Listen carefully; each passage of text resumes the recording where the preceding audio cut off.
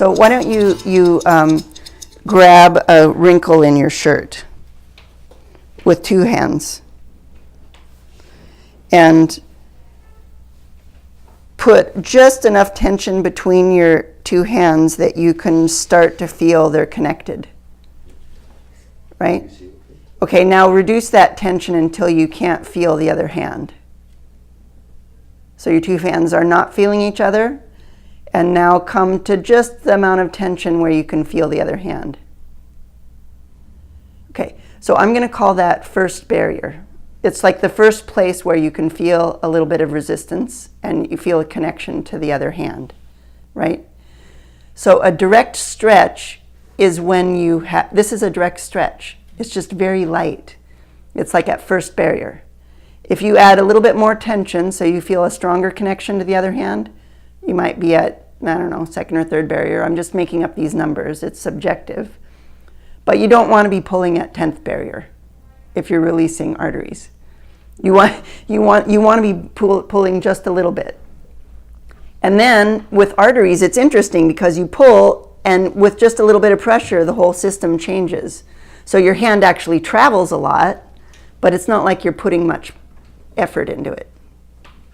That's a direction of effort. It's like I'm stretching in the direction of effort. I met resistance, and I pulled in that direction, into the effort.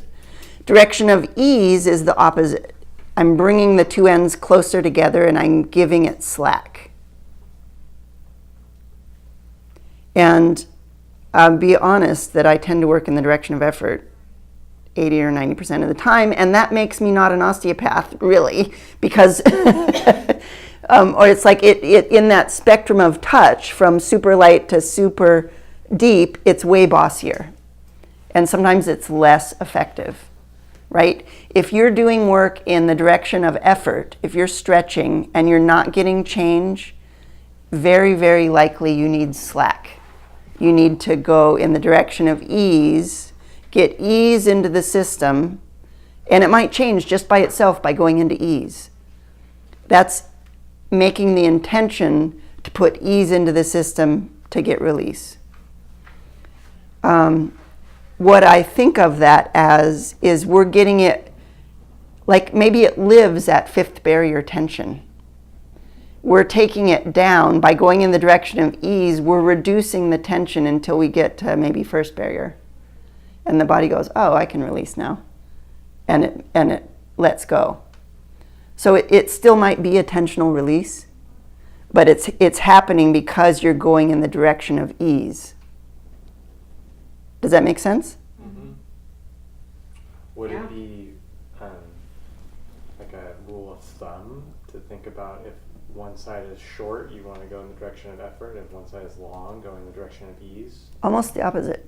Almost the opposite. Yeah, because if one side is really short, the body is trying to give it ease and it might not be successful. It might need more ease in order to release, right? So if somebody's in a really head forward position, you might need to put pillows under their head, pillows under their knees, like really give the whole system ease before you can get a release.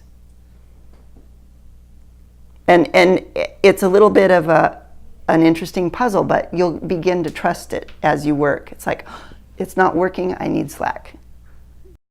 Right, and we've got all these automatic protections working in our body all the time. Like if I have neck restriction and my vertebral artery is a little bit vulnerable to big sudden stretches, my whole intelligent neuromotor system is going to prevent me from injuring it. So when I go to turn to look, behind me in the car, all these other muscles will tighten up so that I'm actually not stretching that thing, right? I'm not putting it at risk. And it will manifest as I'm tight, I'm stiff, my neck is stiff, I can't turn. And it's just your intelligent protection system going, we've got vasculature there that we're not gonna trust you to stretch in a very big sudden way just because you want to see behind you parking, right? So a lot of things will stiffen up and protect. Yeah. I love what you described, Wayne, about your journey through because coming as a structural integrator, it's like, oh, it's not long enough, we need to stretch it, and then gradually discovering the lighter touch. And it's like I'm still on that journey all the time, right? Because I have my natural innate tendency is to want to lengthen it and stretch it. And if you make yourself practice giving it slack first, you're going to be walking yourself backwards towards the lighter touch, and the more you're going to feel more in the body. You're going to feel what is the difference between tension and slack on a very subtle level that will give you a level of mastery that is really takes your practice to a new level. Feeling the difference between tension and slack and the just right amount of stretch.